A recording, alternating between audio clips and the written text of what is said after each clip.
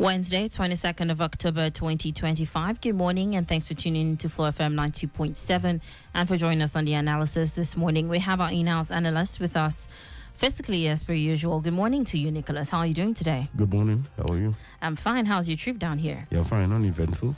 Uneventful. That's good, is it not? That's fantastic. Good. That's fantastic. Yeah. All right. Thank you so much for joining us on the headline news analysis. This is where you get to debate and talk about trending national stories, whether it's the one we brought to you at 7 or anyone that you see in the national dailies you'd like to bring up on the program. You're definitely allowed to have the opportunity to do that as well. Also, we have a few rules on the program. We do not give into any logical fallacies or unverifiable news stories. So if you're bringing in something, make sure that it's from a verifiable source. And we only give space for 1 minute for you to make a comment on any of the news stories as well, so we can get as many comments as possible. Also, the views to be expressed is not in any way the position of FlowFM 92.7 or the staff therein, but as expressed by our in-house analyst, Nicholas Uwerunonye. As per usual, we're streaming live on YouTube and on Facebook today at FlowFM 97, so you can get on any of these apps and get in on the live action happening in the studio right now. Let's get into the news stories real quick. All right. Well, the presidency has alleged that a coordinated effort is underway in the United States to pressure President Donald Trump into sanctioning Nigeria by portraying it as a country that persecutes religious minorities. The campaign reportedly involves a group of lawmakers and lobbyists using disinformation and religious narratives to influence U.S. policy and destabilize Nigeria's international image, as the current push by some U.S. senators seeks to reinstate the CPC designation, which allows the United States to impose sanctions on countries accused of systematic, ongoing, and egregious violations of religious freedom. Now, the Nigerian authorities maintain that the agitation is politically motivated and does not reflect the country's realities, emphasizing that the insecurity stems from terrorism, banditry, and criminality rather than religious discrimination. Now, my question is, well, the Nigerian government are claiming that the agitation is politically motivated. Do you think that there's any truth to this claim, or is just a defense response? Well, I think it's a bit, it's rather complex, really. Okay. It's a very complex. So let's talk about it. The thing is, you see, I'm not too sure that's the proper response. The thing is, the United States, like most of the first world countries, always back their policies with a particular kind of narrative. And this isn't the first time they have put that kind of narrative. Ahead of 2015, that same narrative was used. And ironically, the problem, and this is where we suddenly develop amnesia in Nigeria. Some group of governors left this country from one section of the country and went to speak to Obama on perceived marginalization of certain sections of the country. You understand? It was on the basis of that same issue that a certain narrative about Nigeria was pushed. So now when you look at most of the people who are here, in the past, they have made similar mentions of persecutions and things like that. So at the end of the day, you discover that, we played into their hands. Now, for me, I don't believe the killings are, the pattern might suggest religious cleansing. Mm-hmm. It's just a suggestion. But in actual fact, I think it is way beyond that. I think there is a lot of international pressures behind it. A lot of terrorism, global terrorism push into Nigeria. And that is what is happening.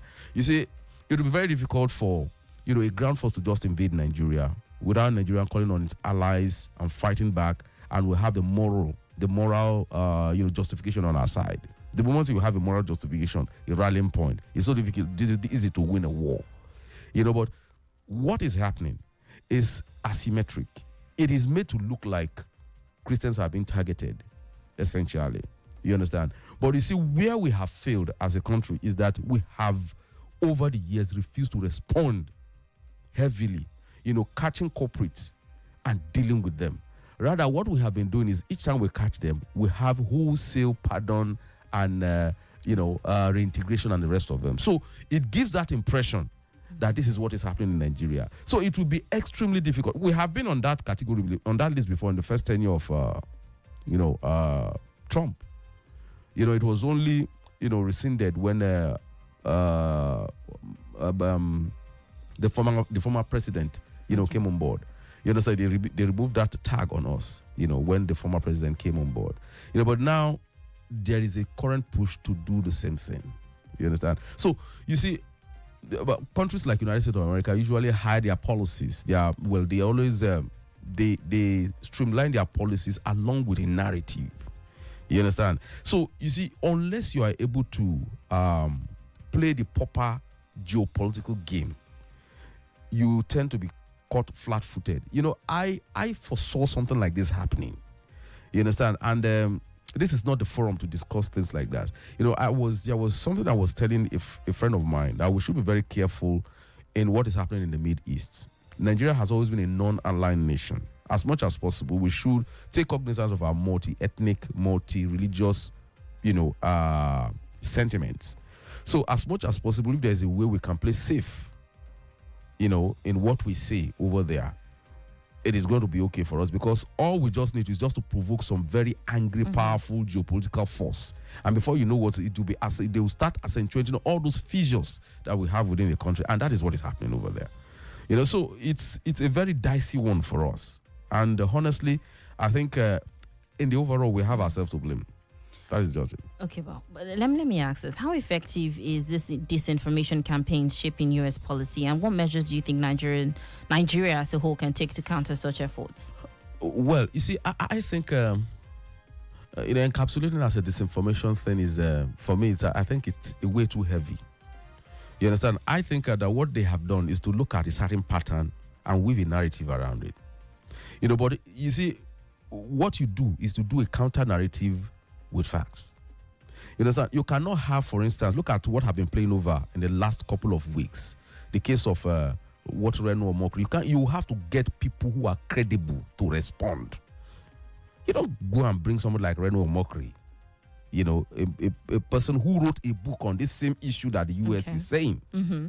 You understand? You have him, disputing it. Those are not the kind of people. You hire international PR officers, people who can get credible people and make a credible narrative showing that, look, this thing is influenced from outside Nigeria to exploit our diversity. It's as simple. That is what the narrative should be.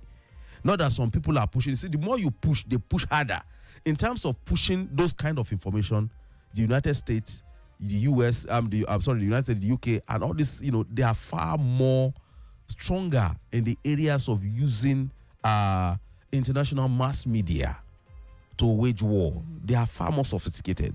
So there was a time in 2014 when the current party had to engage, a foreign PR to sell its agenda, the change agenda, and it sold everywhere. I believe they can still do that. Instead of, what we are just giving is rather feeble. It's to be so easy, because all you need to do is to go to previous tweets by players within the same government mentioning this same issue, saying that Christians are being persecuted, their churches are being burned, and the rest of it. You go and they will just bring it and show them, you said this in the last 8 years. So what changed between then and now? So you see, they should be more coordinated in their response about this. You see, now again, I read what Khan Body said recently. You see, they are going to listen more to people like Khan. They are going to listen more to people like PFN. You understand? They are going to listen more to the people who are the players there. They are not going to listen to politicians. They are the ones going. They are the ones who are going to speak. You understand? So you see, efforts must be made by federal government to woo them. And it's not only wooing them. You have to demonstrate that in the past, the people that bombed this church, we have caught them. Mm-hmm. This is what we have done to them. As you can see, this is their names. Most of them are not even Nigerians. They are not even indigenous to that area. Even if there are instances of even Christians being among them, show them, you see, this is what we are saying. Mm-hmm. They're only trying to give us a bad name. That is how to counter such narrative. Okay. Let's take this call. Hello, good morning. Good morning. Yeah, good morning. How are you? Good morning. Good morning to you. Please, can you turn down the volume of your radio set? Okay, thank you so much. All right, what's your name? What's your name and where are you calling from, please? My name is Taya, and I'm calling from Zango. Okay. Could you say that again, please? Your name? My name is Taya Liu. Taya Liu. Okay, Taya Liu from Zango. Please go ahead with your comment. Yeah. Thank you. Nice discourse this morning. Thank you. Well, I think the issue in Nigeria is that this violence affects all faiths. Both Christians and Muslims. You can read recently where these hoodlums went and attacked and killed some people while saying their prayers in the mosques, and attacked churches and killed people while they were in the church. So I think there's violence against faith, and this violence affects both Muslims, and Muslims are targeted by terrorists and other armed groups in Nigeria. In my view, why I think some international observers and organizations primarily emphasize the persecution of Christians, but I think the average Nigerian is a Nigerian. The average Nigerian does not discriminate faith and does not discriminate tribe. I'm a Yoruba man, and I know I grew up in the north, and I know what I'm talking about. So I think more often than not, I've been hearing in the press that some of these terrorists were brought in by some politicians to discredit some politicians, at some time of elections in Nigeria. So although the security architecture in Nigeria is so complex that you would find it even difficult to obtain facts from government, to obtain true situation of things. You can see who we're talking about, quote and unquote, the coup attempt. We even don't know what is happening. Is it true that there was a coup attempt? Is the people, I found it funny when the headquarters was saying some soldiers were arrested for failing examination. I found that so obscure, and so, this, for crying out loud, this is fine. Doing in itself is silent, and it's not carrying out the responsibility. The number one responsibility of government is to secure its citizens. So the government has failed in that.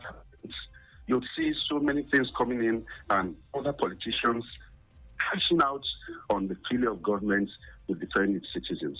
I think primarily, in conclusion, that there is persecution of faith in Nigeria, but it affects both religions. Whether you are a Christian, whether you are Muslim, both faiths are going through this problem, and it is the duty of government to defend its citizens. Thank you so very much for this opportunity. Right, thank you so much. Thank you. In fact, he got me where he said the management of information by our security agencies is one of the major problems. He's actually correct. There is a reason why, sometimes Reuters would describe the Nigerian DSS as ultra-secretive secret police in their reporting of DSS. There is a reason why they say that. You see, we have this colonial template of micromanaging information, not using an effective defense security system is how to use information. And unfortunately, our security agencies have been very, very poor in that aspect. Let's take another call real quick. Hello, good morning. Hello, good morning. Good morning to you. What is your name and where are you calling from? My name is Shitta. I'm calling from Zongo. Shitu from Zongo. Please go ahead. Yes. My comment this morning, you see, the issue of insecurity in Nigeria, you see, it's not about being Christian or Muslim. We have issues in Nigeria as a people. And the problem is here, the solutions to come from here, rather than the narrative people are pushing. Because beyond America saying what they are saying, and whatever America says is for their economic reasons. Because in the end, if they sanction Nigeria, it's going to be a collective punishment for those who are pushing for it and the people that are not pushing for it. Because I can't just cherry pick and say, okay, we want to select people that want to sanction Nigeria. To sanction us as a country. So that is why the issue of all these tribalism and differences and all these religious issues, we should sit down as a people and talk about it. Yesterday, And Mr. Nicholas said, it's because talks to be an Igbo man in Nigeria. To me, I have a contrary opinion to that. Until we are resolving our issue as Nigerians, not as Yoruba or Igbo or Africa. Okay, now if you have to say that, the same thing people are saying about this section of a country, the same thing in Ghana, in South Africa, in Cambodia, in Dubai, in Thailand. We are hearing it. Even they are mentioning tribe now. Already. But we as a people, we are the ones that are supposed to bring ourselves together and address that issue, not as an Igbo, but as Nigerians. Yesterday they said, Showore, blah, blah, blah. The angle me I was coming from yesterday is that same time last year, they said they want to have that kind of protest, but the party is under protest. In fact, the police were so in support of that. They were even playing with them. But before we know what happened, they started massacring people. And that is what we have been saying. Whether we like it or not, those politicians, they are here to capitalize on any loopholes.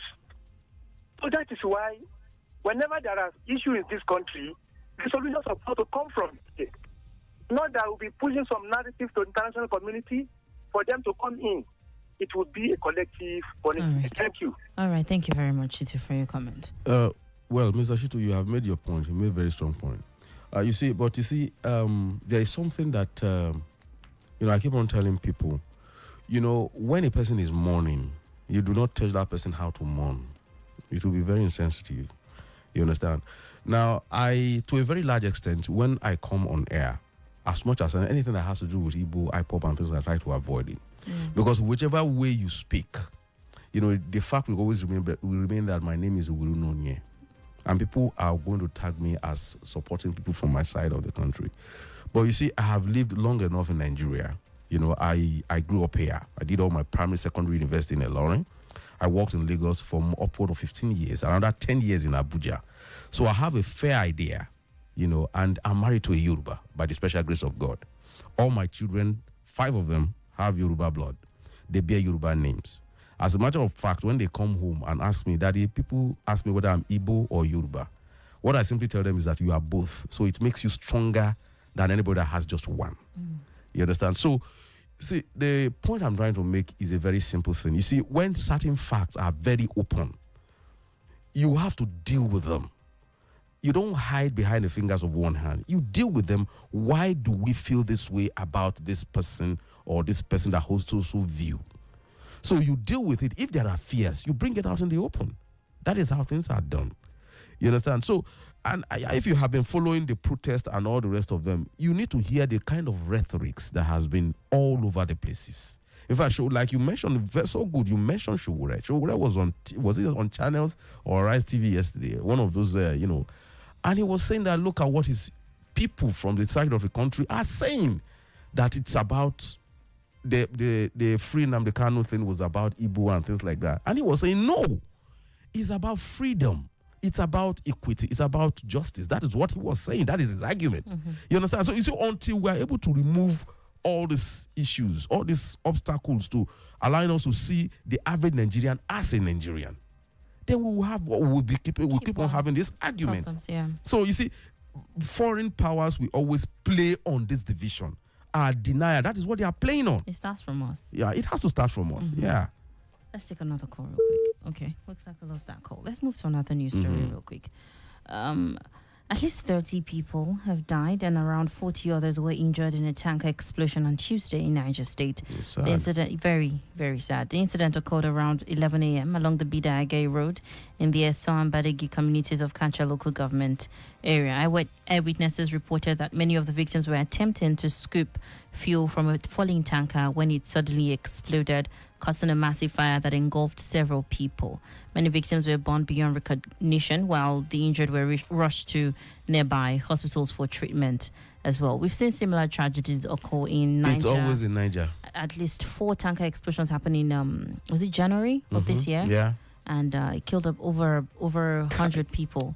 And the same situation happens all of the time. Fallen tanker, people trying to scoop fuel for their, and then it explodes and then they die. How can see, my dear sister,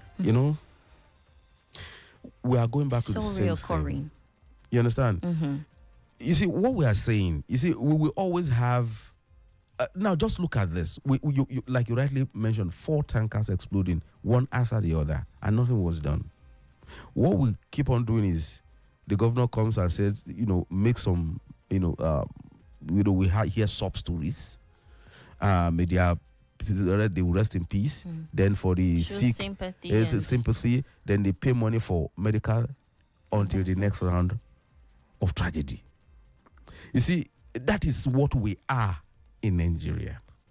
You understand? We always react after it has happened. But there's been warnings to people not to do that when a tanker falls down and then, there's fuel to scoop. It is not about one. Humans will always be humans. So, but what can the authorities now do to discourage people from doing it?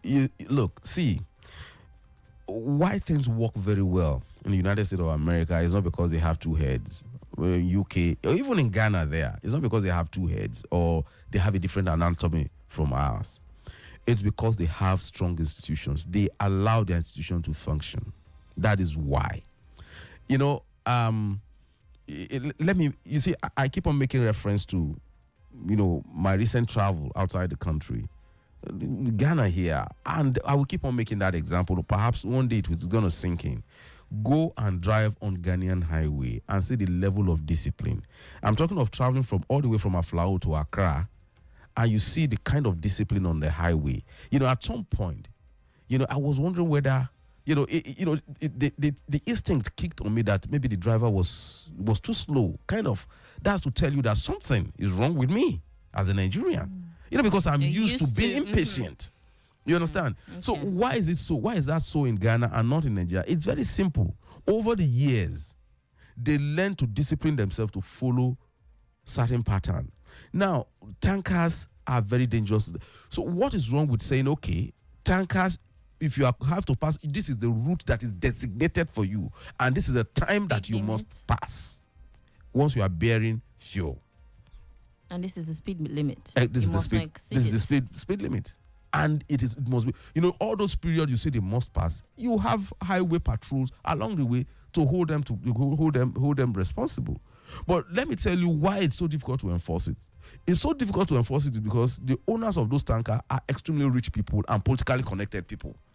That's why things like that will be happening. They will tell you that it's so important to go and put to transport for, if not, there will be economic whatever. Do you know that there used to be a point, the moment you annoy a tanker driver, if you annoy him, he simply blocks the highway. He blocks the highway and walk away. The tanker driver walks away. I have seen more than enough instances of that while I was in Abuja. Yes, they do it regularly. So that is the kind of country we live in. So it's not about it's rather sad, really, that this thing is occurring again, and we have to say this all over and over again. Sorry to bother you. Let's take this call. Hello, good morning. Hello. Good morning. To you. What's your name and where are you calling from? Good morning. Yes, good morning. I'm Isaac calling from Basin. Isaac from Basin. Okay. Please go ahead with your comment. Yes. For the first topic, honestly, what is happening in this country is very bad. I think both the Christians and Muslims are feeling it. But some of the things that those people pick, if you could recall, was it 2013, 2014, when the incident of Leah? So those people, I think the foreign countries, they pick some of those things. And if you take back then in Sokoto, because I was in Sokoto when that incident happened, of Deborah. So this is some of the things that those people pick, and they also think that it's only Christians that they are killing. Not. And I know what is happening in North, honestly. So we need to stand at once, at least, we both the Christians and Muslims, to fight against all those banditry in got up in this country. Exactly. It's a good one. All right. So it's quite you see that same it's a clear pattern of what appears to be negligence on the part of authorities. So that is what gives rise to this unfortunate narratives from outside. Let me ask about emergency response as well. Do you feel like our emergency response is okay? Or is there a way to improve? I think we're overstretched. Okay. Under-equipped. In terms of manpower, I think they are still weak. Because you can imagine, when things like that, a response should be within the first 5 minutes. But it's not. No. It's never so. It's mostly never so. Because, okay, where is the road anyway that will lead you to that place? So, and the moment you have tragedy, of course, we have this poor education of how to respond to emergencies. We all rush to go there to go and see gory things, All right, let's take this call. Hello, good morning. Good morning. Good morning to you. What is your name and where are you calling from? Hazan Mohammed calling from Subi. Hazan Mohammed from. Good morning. Good morning. Please, in 1 minute, go ahead. I want to talk about the first issue, about the propaganda the United States is trying to push. I've been trying to bring the issue on air for a while because it has been pushed about 2 weeks ago by Senator Ted Cruz, I think so. They are killing Christians in Nigeria. Oh. Hello? US are just trying to penetrate us with our issue, but it's not true at all. Secondly, about the Nigerians really need to change our mindset and work on our mindset because that's the main issue with Nigerians. They are not law abiding, and that is what is really affecting us. We have to work on our mindset. All right. That's a very good one. In fact, there is a saying in Yoruba, let me loosely translate it in English, that unless you have crevices within the wall, there is no way a lizard can gain entry into the house. Unless you have? Crevices. Have crevices. Is it crevices or crevices? Yeah, crevices. Okay. Yeah. Unless you have it in the wall, a lizard can't get in. So the moment you have a weak spot, within the wall, an ingress point, it will come in. It will come in. So what kind of narrative has our politicians been promoting outside? So you see, this idea of trying to make it look like the United States did not just wake up and start pushing propaganda at you if you haven't given them something. You have to give them something to use against you. And let us be very honest. You see, that decision has to start from being honest with ourselves. Our politicians have been incorrigible. When they want power, they can bring down the roof. And that has always been our problem. So that's the thing. Well, away from federal government and politicians, Nigerians as well, we have the commission emphasizing that people force ripen fruits and, sell unsafe food products that pose serious health to other Nigerians. You see, that is a very strong... It's not federal government doing that. It's still Nigerians. Look, see, we have to change our mindset from this idea of the people. Okay. Yeah. If there are no people, there can't be government. Okay. Yeah, absolutely. Yeah. We put you there so that you can create structures that can manage us. Yeah. You understand? So we need to look for systems that can make people do the right thing. We have poor standard measures in Nigeria. That is one of the issues. NAFDAC, FCCP, SON, is it SON? SON. SON. The standard enforcement is weak. That is just it. It is. Our time is fast spent. We're not going to be able to take any more calls or messages. We'll pick it up tomorrow, most definitely. The views expressed is not in any way the position of FlowFM 92.7 or the staff therein, but is expressed by our in-house analyst, Nicholas Uwerunonye. We'll be back to your ears tomorrow. Thank you for joining us.